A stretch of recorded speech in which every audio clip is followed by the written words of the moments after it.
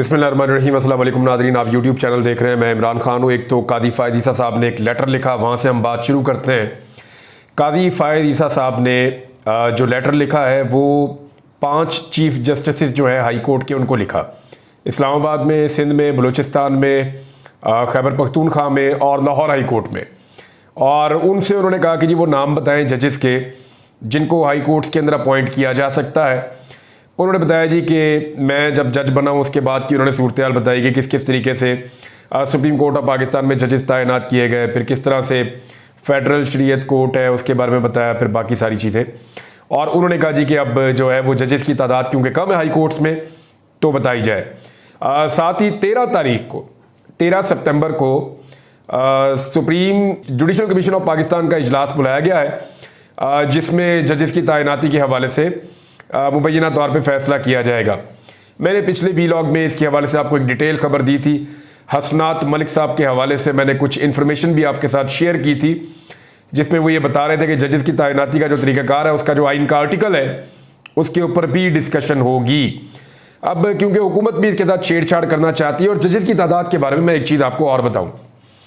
जजेस की तादाद को बढ़ाने के लिए हाई कोर्ट्स के अंदर या सुप्रीम कोर्ट के अंदर जितने जजेस काम कर रहे हैं, अगर तो वैकेंसीज पूरी भी हैं, फ़र्ज़ करें एक कोर्ट के अंदर 10 जजेस की मैक्सिमम गुंजाइश है और 10 तक की वहाँ पे वैकेंसी होती है, लेकिन अगर उसको आप 15 करना चाहते हैं तो उसमें आइन में तरमीम नहीं करनी पड़ेगी, 2/3 अक्सरियत नहीं चाहिए होगी। वो सादा कानून साजी के साथ, यानी कौमी असम्बली के अंदर अगर आपके पास सादा अक्सरियत है, सेनेट में आपके पास सादा अक्सरियत है, तो आप जजेस की तादाद में इजाफा कर सकते हैं।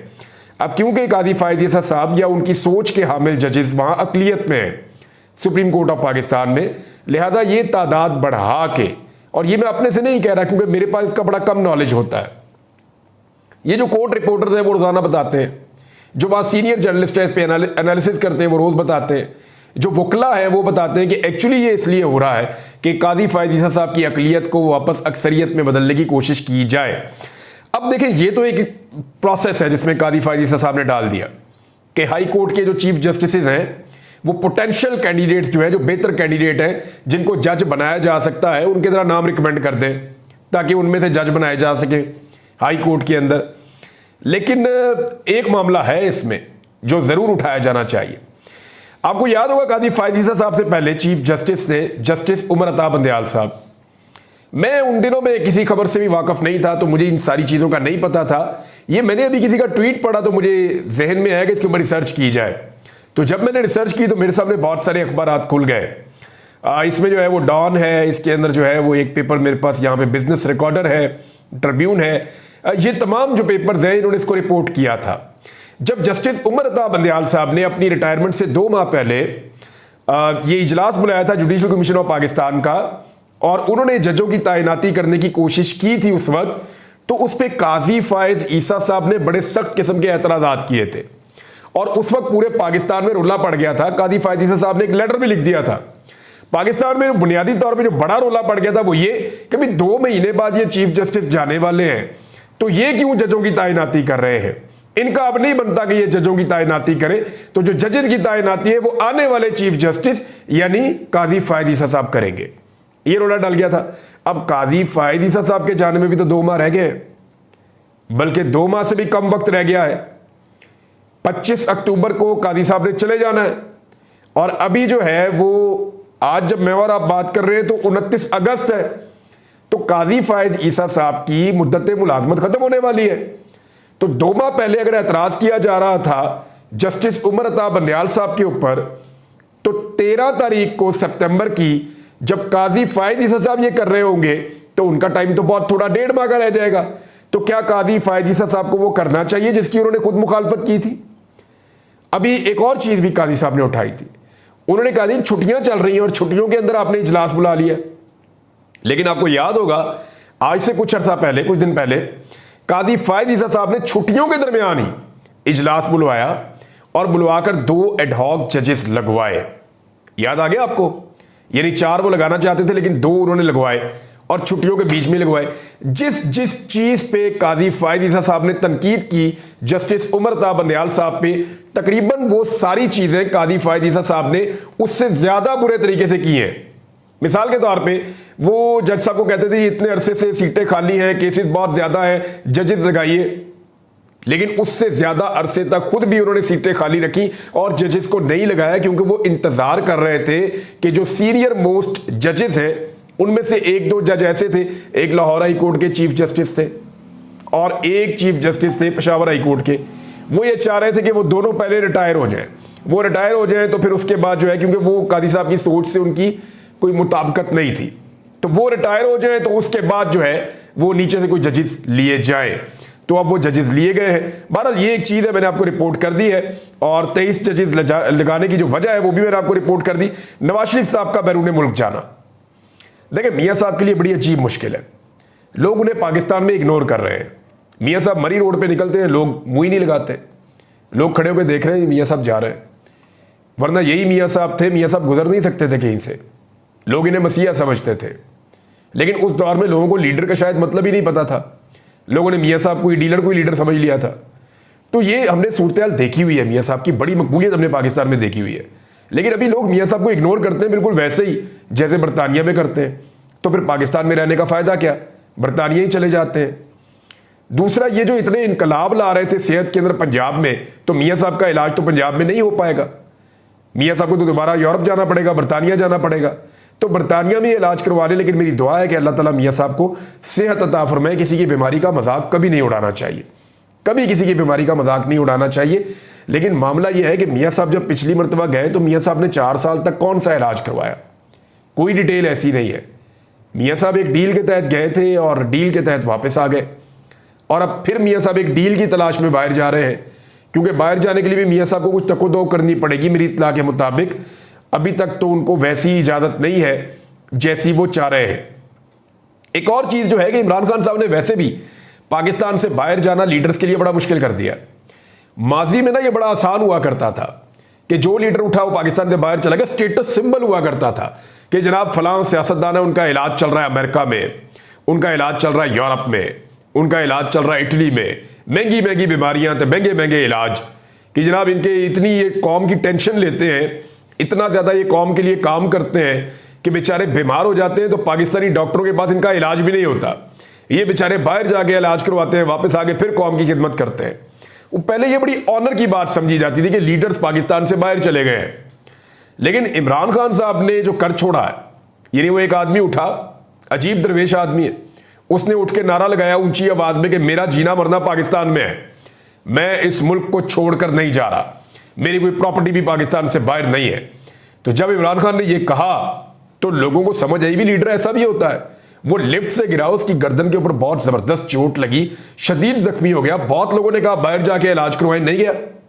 उसको गोलियां लगी, लोगों ने कहा बाहर जाके इलाज करवाए, नहीं गया।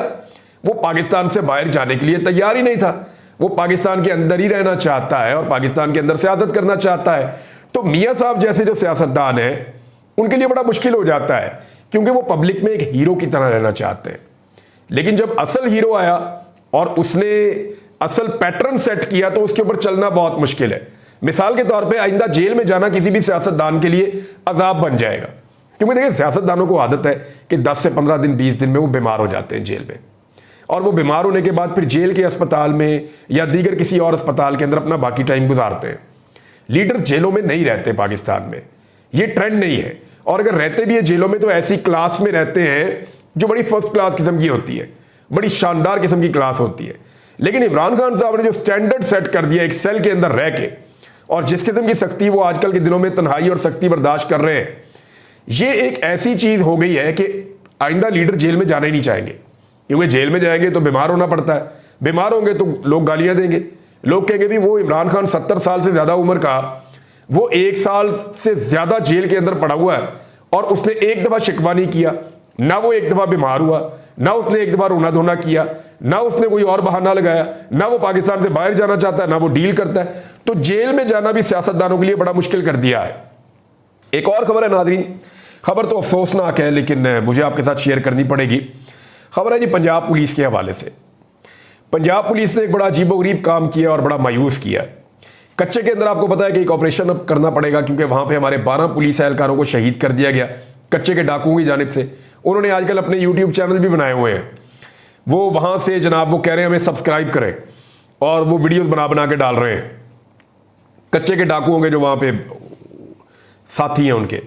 अच्छा, अब इसमें यह है कि राजनपुर के कच्चे के इलाके में डाकुओं के खिलाफ ऑपरेशन से पुलिस ने इनकार कर दिया और रास्ते में उतर गए। ये पुलिस वालों को लेकर गाड़ियां जा रही थी जनूबी पंजाब में कि जनाब कच्चे में जाके ऑपरेशन करना है। 25 पुलिस वाले तकरीबन उतर गए। उन्होंने कहा जी हम नहीं जाते, हम अपने नुकसान के जिम्मेदार खुद होंगे, नौकरी जाती है तो जाए, हम जान से मरना नहीं चाहते, हमें अब वहां ना ले जाए मौत के मुंह के अंदर। और वो तैयारी नहीं है, वो सारी चीजें नहीं, अब किधर में लेकर जा रहे। बहरहाल पुलिस वाले उतर गए और उन्होंने कहा जी ऑपरेशन में हिस्सा नहीं लेंगे। तो फिर पुलिस वाले दूसरे भेजे गए, पीछे से ताज़ा कुमक उनको मनाया गया, मना के भेजा गया। अब पुलिस का मोराल इतना डाउन क्यों है? देखें, जब आप पुलिस से ये काम लेंगे ना कि औरतों को घसीटो, जब आप पुलिस से ये काम लेंगे कि चादर और चार दीवारी का तकद्दुस पामाल करो, जब आप पुलिस से ये काम लेंगे कि सियासी दफ्तरों को बंद करो, सियासी बंदों को मारो, जब आप पुलिस से ये काम लेंगे कि ज्यादती करो लोगों के साथ और एक पॉलिटिकल पार्टी जो है उसको दफन कर दो, दबा दो, लोगों की इमलाक को नुकसान पहुंचाओ, वो घरों में छापे मारते हैं, सामान उठा के ले जाते हैं, सामान को तोड़ फोड़ देते हैं। तो जिस किस्म का पुलिस से काम लिया गया ना, उनको वैसे ही काम की आदत पड़ गई पिछले 2 साल में। क्राइम फाइटिंग जो है वो पुलिस शायद करना नहीं चाहती या करने के काबिल नहीं है, या पुलिस का मोराल डाउन हो गया है। देखिए, मरियम नवाज ने पुलिस की यूनिफॉर्म पहनी ये सोच के कि शायद पुलिस का मोराल ऊपर आएगा, लेकिन जो पंजाब पुलिस ने कभी नहीं किया, यानी मुकाबले से तो पंजाब पुलिस कभी नहीं भागी थी। ये हमेशा मुकाबला करते हैं, खड़े हो जाते हैं। मुझे अच्छी तरह याद है दहशतगर्दी के खिलाफ जब जंग चल रही थी तो पुलिस सबसे ज्यादा फ्रंट पे सबसे आगे हमेशा खड़ी रही है। वो जो नाका लगाया हुआ खड़ा हुआ होता था ना सिपाही, मैंने कई मरतबा जाके उनके इंटरव्यूज किए हैं, क्योंकि वो आदमी इस खतरे में खड़ा हुआ होता था कि जिस गाड़ी को मैं चेक कर रहा हूं ये गाड़ी के अंदर धमाका हो सकता है, लेकिन फिर भी कोई बंदा नाका छोड़ के नहीं भागा। आज तक मैंने पुलिस में नहीं सुना कि कोई नाका छोड़ के भागा हो या किसी ने अपनी पोजीशन छोड़ी हो। पुलिस तो ऐसी बहादुर और इतना बुलंद इसका मोराल था। ये आईजी उस्मान अनवर साहब ने पता नहीं क्या कर दिया पुलिस को। और दूसरा खास तौर पे जो मरियम नवाज ने यूनिफॉर्म पहना पुलिस का, उससे मोराल ऊपर जाना चाहिए था, मोराल नीचे चला गया पुलिस का। अब मेरे ख्याल में पुलिस के मोराल के लिए दोबारा काम करना पड़ेगा। और पुलिस को ऐसा लगता है कि ये चीज़ें शायद जो उनसे हो रही हैं, यानी मैं जो पुलिस वाले मेरे दोस्त हैं, जब मैं गिरफ्तार जब हुआ तो मुझे पुलिस वालों ने ये कहा कि हम मजबूर हैं। यानी लास्ट टाइम जब मैं हज पे जा रहा था तो पुलिस वाले मेरे आगे हाथ जोड़ के, उनके हाथ कांप रहे थे। एक पुलिस वाले ने मेरे घुटनों से पकड़ा, वो मेरे पाँव को हाथ लगाना चाह रहा था, मैंने उसके हाथ पकड़ लिया। मैंने कहा क्यों करते हो गुनाहगार? तो उसने कहा जी हमको कसूरवार नहीं है भाईजान, हम ये कभी नहीं करना चाहते। उनकी आंखों में आंसू थे पुलिस वालों की। जबरदस्ती आपने उनसे ऐसे काम करवाए, उनका नौकरी से दिल ही उठा हुआ बेचारों का, मजबूरन अपने पेट के लिए नौकरी कर रहे हैं। ये पुलिस के साथ इन्होंने किया। जब आप एक फोर्स को अपने सियासी और जाती मकासद के लिए इस्तेमाल करते हैं ना, तो उसका मोराल डाउन होता है। ये लिखी पड़ी बात है और यही यहां पे पुलिस के साथ हुआ है। पाकिस्तान तहरीक इंसाफ ने, अभी आपको नजर आ जाएगी पुलिस की एक्टिविटी, यानी कोई शख्स कह रहा था, बल्कि असम्बली के अंदर से मुझे आवाज आई, वहां ये कहा गया कि जनाब आप कच्चे के अंदर पाकिस्तान तहरीक इंसाफ के दफातर खुलवा दें जगह जगह पे। फिर देखें पुलिस कैसे छलांगे मारती हुई जाती है वहां पे, या पीटीआई का वहां जलसा रखवा दें। फिर देखें पुलिस कैसे जाती है वहां पे। पुलिस को आदत पड़ गई है पीटीआई को मारने की, और तो ये किसी को मारते नहीं है। अच्छा, अब ऐसा है कि 15 तारीख को लाहौर के अंदर जलसा पाकिस्तान तहरीक इंसाफ ने रख दिया। इससे पहले उन्होंने इस्लामाबाद में एक जलसा रखा हुआ है, क्योंकि पीटीआई ये चाहती है कि पहला जलसा इस्लामाबाद में हो, उसके बाद बाकी शहरों में आहिस्ता आहिस्ता शुरू हो। लेकिन पहला जलसा वो इस्लामाबाद में करना चाहते हैं। इस्लामाबाद में 8 सितंबर को है और 15 सितंबर को, उसके एक हफ्ते के बाद लाहौर में मीनार पाकिस्तान में पाकिस्तान तहरीक इंसाफ ने एक बड़े जलसे की अनाउंसमेंट की है। अब देखते हैं कि पुलिस और इंतजामिया लाहौर में क्या करती है। अच्छा, एक खबर और आई हुई है कि फजलुर रहमान साहब ने 2 सेनेट की नशिस्तें मांगी है खैबर पख्तूनख्वा में पाकिस्तान तहरीक इंसाफ से। तो ये खबर मेरे पास पूरी है, मैं आपको बता देता हूँ एक्चुअली मामला क्या है। मामला ये है कि खैबर पख्तूनख्वा में 11 नशिस्तों के ऊपर टोटल इलेक्शन होना है। 11 नशिस्तों पे टोटल इलेक्शन होना है खैबर पख्तूनख्वा में सेनेट का।